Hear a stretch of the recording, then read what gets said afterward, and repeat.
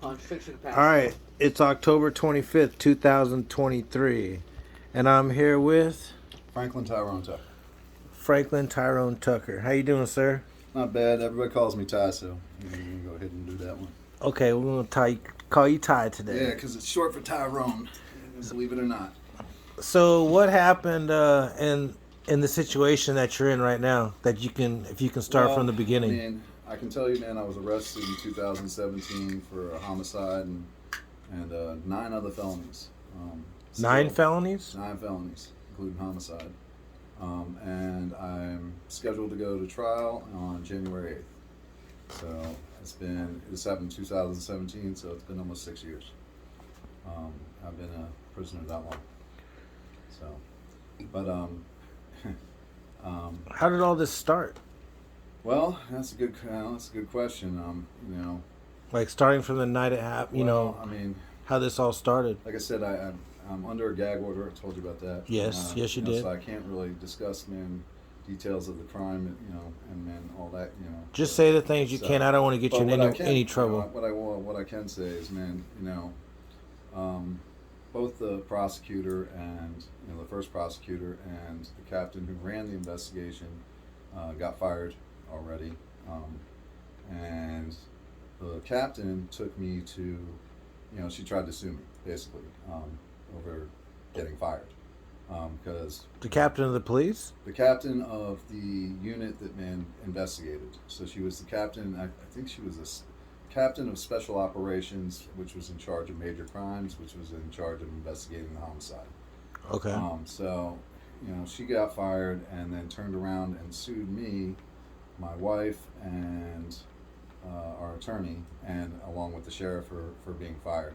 What she got fired for was she got fired because she told a uniformed officer to act like a neo-Nazi white supremacist while pulling over, was it the black suspect, Rory Wilson, and in order, a ruse to try and get his fingerprints or whatever.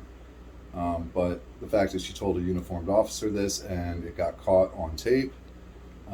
It went viral, and she ended up getting terminated over. I actually seen that video clip on your channel. Yeah. Yeah, and so it was a lady cop that she tried to do what to an innocent black man? What happened? She basically told a uniformed officer, right, a guy in a squad car, right, to act like a neo-Nazi white supremacist, right? Now, the thing is okay, and she's tried to argue in the civil case that cops play, they do ruses all the time. People act like neo-Nazis if they're trying to infiltrate the KKK, whatever, right? Wow. But the thing is, she couldn't quite grasp that, man, there's a difference between that and telling a uniformed officer to do that. Because a uniformed officer, look, if somebody's undercover, trying to get into the KKK, playing a neo-Nazi, well, nobody knows they're a cop, right? But if you're in a uniform and you're out there, man, pulling a black guy over on a bicycle, acting like a neo-Nazi, well, what does that say about the department? Because anybody who sees that is just going to see a racist cop messing with a black guy, right? So, man, yeah. So she ended up. And what about the public that's going to see that interaction go Oh down? yeah, the public went nuts over it. As far as like if I'm in, Yeah, if someone that's what I'm witnesses that happen, That's what I'm saying. what position does that put the public in, Right. or the Right. cop or that Right. person? What does it make the department look like? It makes the department look like a bunch of racist cops, right? Which is the last thing they want. So that's why she got fired. And she blamed us because, she tried to say it was because of Project Mayhem, which was my nickname for our defense strategy, right? But she tried to say it was a big conspiracy to get her terminated, get her off the case, all this other stuff. It did get tossed out already. It actually got tossed out, and the judge in that case wrote a 40-page opinion, right, about how there's no evidence in the case, right? I think the exact quote was, there wasn't a scintilla of evidence, right? So he tossed her case. She's appealing it now, but I don't think she's going to have any more luck, man, winning her appeal than she did, man, winning the original case. And what year did this take place? This happened in 2017, was when the original incident happened. And what did the newspapers back then? What did they call this? What did they call They these call it murders? the Treehouse Murder. That's The Treehouse Murders. Yeah, it was a local name for the place, man. It was basically a trap house, and they called it the Treehouse just because it had a structure on it that kind of resembled an adult treehouse. I don't know, man, just a bigger treehouse than the kids. And how many people died? One guy died, and one woman was beat and had her throat slit. There was another two victims, if you want to call it that. There was another guy who was with Paula. She was the one who got her throat slit and got beat up. And, there was a guy named Roger Ruggett with her, and he got punched a few times. And then there was a guy named Todd O'Quinn who apparently got cut, man, freaking, by one of the guys, man, as he was trying to get away or whatever. And at this time of when you found all this out after the fact, where do you think you were at this time since you? Well, no, at this time, during the whole thing, I was asleep, man, back at the warehouse, which is what they called where we were staying. Okay, you were sleeping when all this stuff was happening. Yeah, all this stuff was happening. Okay. But the thing is, like I said, I got to be careful about, talking too much about the original case. But I did take the stand, oddly enough, in the civil case, right? Most of the time, you don't see the defendant taking the stand in a criminal case. The lawyers are too afraid of, the prosecutor's going to twist them up or whatever, that kind of stuff. But no, it's funny because the lawyer in the civil case didn't know me very well, didn't know the case very well, didn't know me very well, right?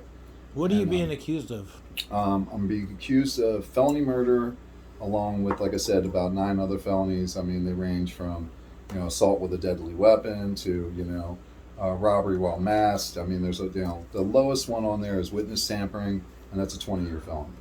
You know what I'm saying? So it's I'm looking at a total probably of, besides the life sentence I'm looking at, if you add it all, probably be like 376 years, something like that. I don't know.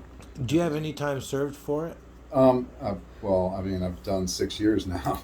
So you've done 6 years for it? I've done 6 years, and I did 2 years in the county.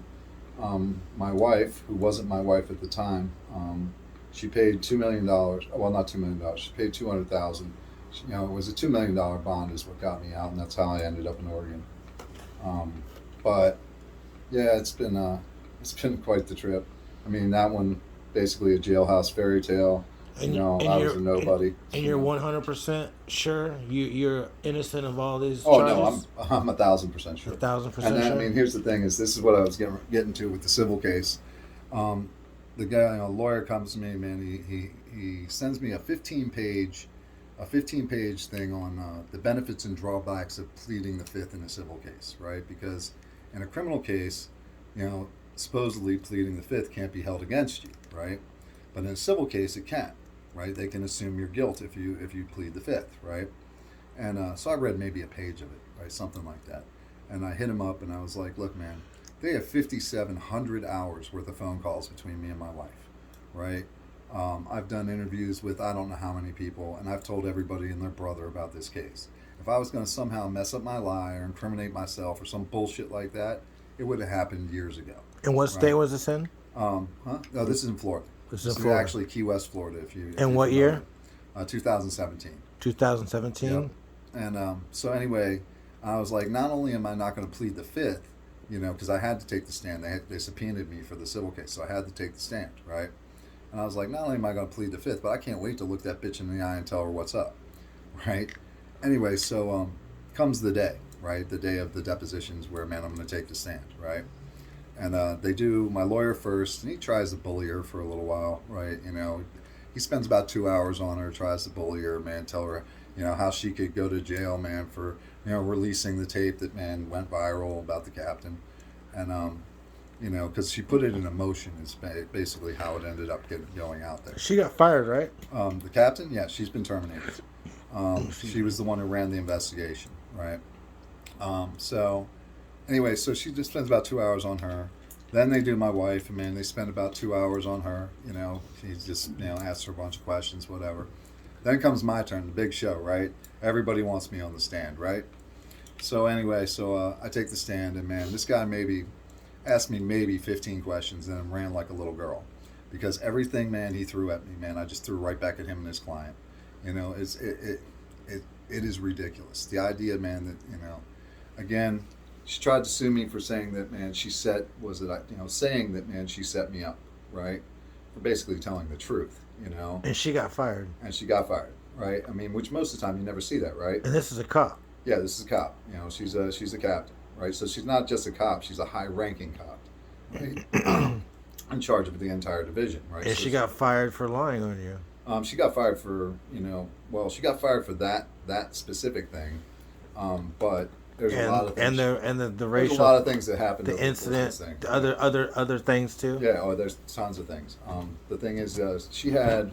At the time, she was fired. Was it all pending with your case or other cases too? No. My case, man, is specific. At the time she was fired, she had, it was like 4 or 5 IA man investigations going against her. And it came out during the civil case that, they actually had her under investigation prior to my case because of cases that were not being closed out properly, that were not being investigated properly. Right, so they had her. They went to her and they told her, "Look, there's all these cases that aren't being closed out right. You need to do something to fix this." Right, and by the time it came around to my case, man, she hadn't apparently done that. So she was going to be fired anyways. But that was what they were saying. Who knows? I don't know if that's true or not. Because personally, I don't trust any of them as far as I can throw them. But the thing is yes, she does get fired. And not only that, does she get fired? The former prosecutor, the first prosecutor that was on the case, that was the other person, big person in the case. She ended up, she didn't get terminated. She was allowed to resign because she got suspended by the bar, right? So she lost her law license. And all this happened from them is because of that night.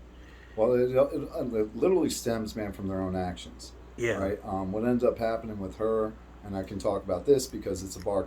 We actually did file. Can we also go back to that night too? A little bit, or a little bit. I can't really, man, discuss too much about that night because it's too much about the case, right? Okay. But as far as the prosecutor went, she went and she had to resign because she got hammered by the bar for lying to the court and withholding evidence, right? In another case. Right, this is a different case, right? But so she gets suspended from that, right? But on my case, we went ahead and filed a bar complaint. My wife did, right? Filed a bar complaint because she tried to prevent us from getting married when I was in jail, right? And she lied and said the court objected to our marriage, right? And so again, prosecutors aren't allowed to violate your civil rights, right? And man, getting married is everybody's right, even if you're in jail. The thing is the only way you can prevent it is for security purposes. That's it. And these days with video and all that, you can't even do that. But so she tried to do that, and the bar went ahead and suspended her for another year. And we actually just put in another bar complaint, which was unfortunately closed out because of the judge. But man, we're going to go ahead and take care of that, man. I'll go ahead and refile it again, and we're going to take her law license permanently. She'll never be a lawyer again. And when's your next court date? My next court date is, oddly enough, coming up this Monday, right? And I told you I just went pro se, so this is going to be my first hearing, man. Besides going, when they actually made me pro se. So you're going to become your own lawyer and fight your own case. Well, yeah, like I said, most of the time that would be considered idiotic, but I do have my lawyers. My lawyers are my advisors. We had a little fight over that, man, with the judge, but but they're still very much so on my side and very much so in my corner. So can we confirm what are you being charged with? Murder, attempted murder, or what are the charges? Okay, felony murder is the main charge. That's the one I'm looking at life, right? I mean, and life in Florida is natural life. You will die in prison. That's where that's at. And they've been trying to press these charges for how long now? 6 years.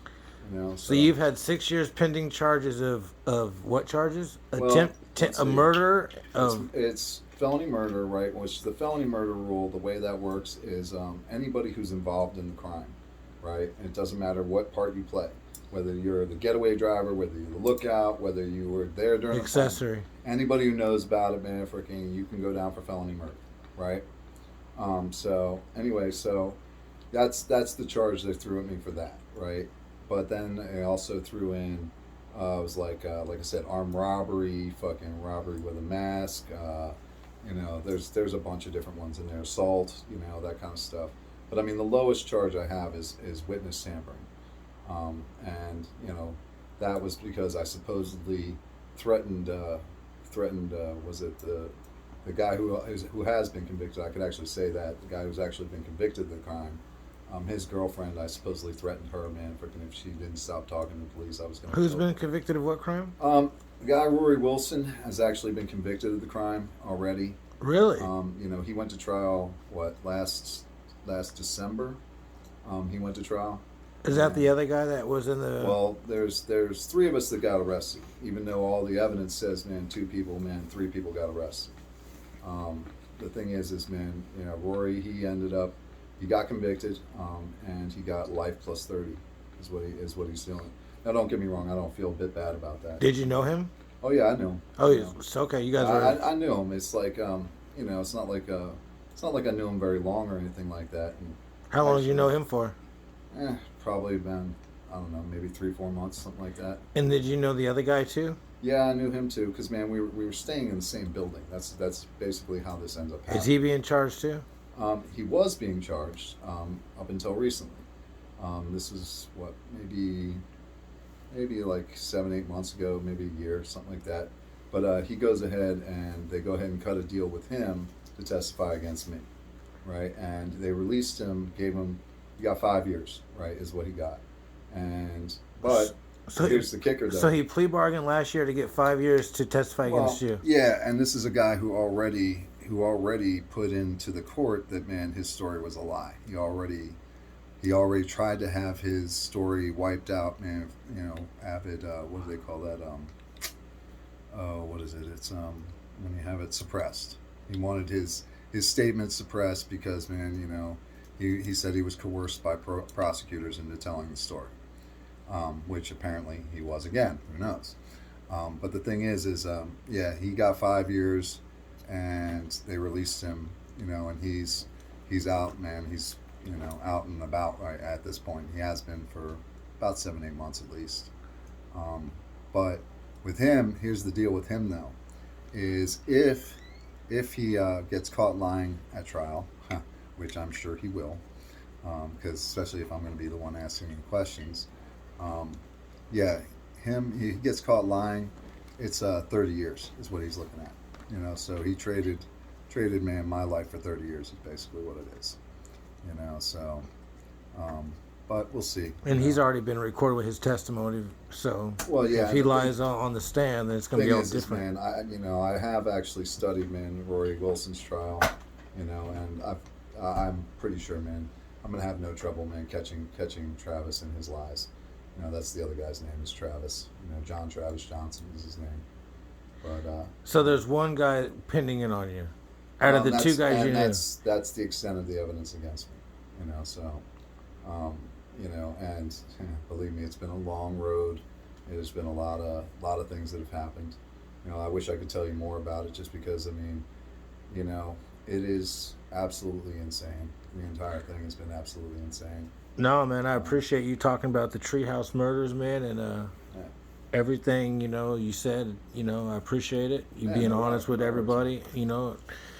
And anything else you want to say? Maybe we'll have a part 2. Well, I mean, yeah. Conclusion to this after. I'm definitely up for it, and I have a feeling it's going to be interesting because you know, I think the last person I remember going high was in a high-profile murder case. Last time that somebody went pro se, I think the last one I remember is Ted Bundy, which I don't exactly want to be associated with Ted, but you know, but at the same time, I think that was the last one I remember. There's a lot more. You know, I could believe it. You know. I mean, it's not like I've kept up on all the murderers out there, you know, but but then there's also what's getting ready to come down, man. I definitely have a few surprises coming up, man, soon. As far as how I plan on handling the case. There's definitely a reason I went pro se, because as we were discussing earlier, 99% of the time when you go pro se, it's an idiotic move. Can you do anything you want to right now? Can you fly out anywhere or go wherever you want? No, actually, oddly enough, this place is my not it's my home, but it's also my cell. I actually have to email the court in order to take out my trash or to go check my mail, anything like that. Really? I have an anklet on, fucking monitor me, so it's I'm not free. Let's put it that way. The only time I can leave for the UAs that I get. I get random UAs that they send me for. I can leave for the doctor. I can leave for business, which luckily I own my own company, so man, I can make the business thing, man, when I need to. And we'll do hopefully we can do a part 2. Yeah. And I want to ask you one of my final questions. Mm-hmm. Did you know the girl?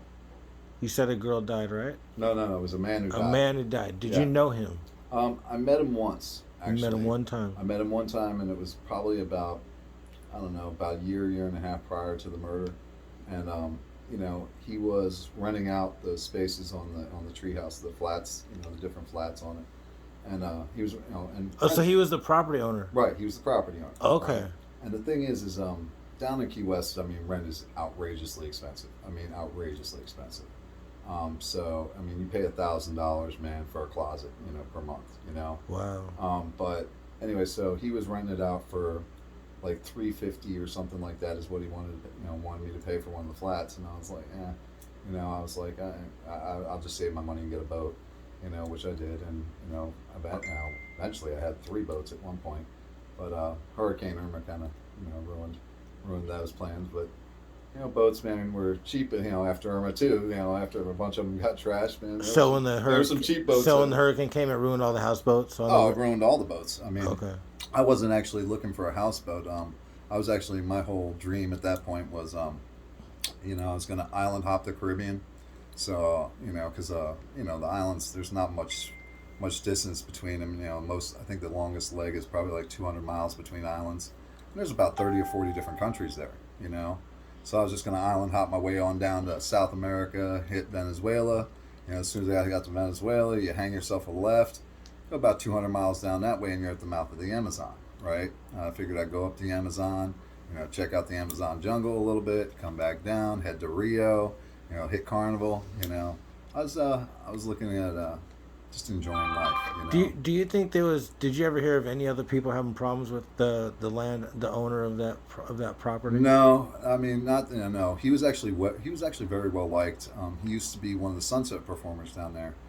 They have every day in Key West, right? They have the Sunset Pier, right? So you never heard any arguments about him with anybody? No. There are definitely things that have come up where. There's other people who are involved in this as far as it goes. One of them is deceased at this point. She was a suspect that was is now deceased. Did they arrest you that night? They didn't arrest me that night. They arrested me 5 days after it happened. So the whole investigation lasted 5 days. Which a big part of the story is my wife, right? Because it was a jailhouse fairy tale. I was a nobody as far as it goes, right? Like I told you, I was doing hurricane cleanup. I was, blue tarpon roofs, going up and doing that after the hurricane. I was making decent money, but I was, I'm an average guy, I was making good money. So were you homeless at the time? Only because, man, the boat's destroyed, you know what I'm saying? So, there are a lot So this was at your, worst position of, your home at the time? Yeah. You had to stay, Yeah. This is where people went? Well, it was cheap rent and stuff. Yeah, they have a shelter there, man. I was staying at the shelter, man. Saving up money, man, so I could get a new This boat. property that he owned, how many different rooms or people could stay there? Oh, I don't know. More than 10, 20? I don't think there was ever that many people there. I think the most he ever had. I honestly don't know the most he ever had. I know at one point, the story was that one girl got evicted, the one that's deceased now. got evicted and that this was payback for getting evicted. There's quite a bit of evidence to support that, but there's also some problems with that one too. There's a lot of problems with the entire case, right? As far as the way the cops handle it, prosecutors, the judge, way everybody's handled it. And you already said who got fired already from Well, the captain, she got fired and she turned around and tried to sue me. And by the way, she did lose that lawsuit. The case was dismissed, and the judge wrote that there wasn't a scintilla of evidence in the case. He wrote a 40-page opinion. This is a federal judge.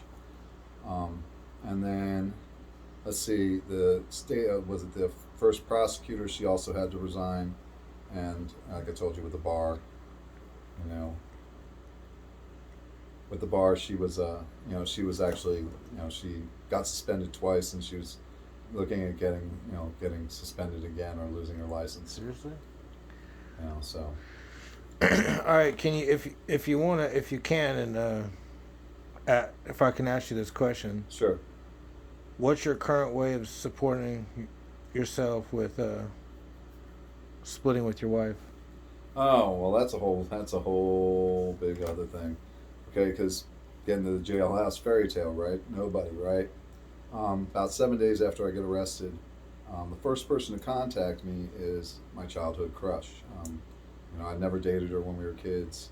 I did, I had a thing for her, that's for sure. But anyway, so last person I expected to ever, actually contact me, right? I figured one of my friends would probably, one of my other friends would have found out and contacted me first, right? Well, it turns out, she's a multi-millionaire, so this gorgeous multi-millionaire comes out of my past, to come save the pirate. So anyway, that turns into a whole big ordeal, right? That blows up, the media just goes crazy over it and all that stuff.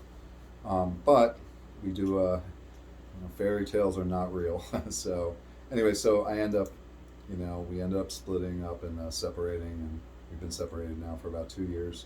But as far as my business goes now, I have a company that does quite a few things. Everything.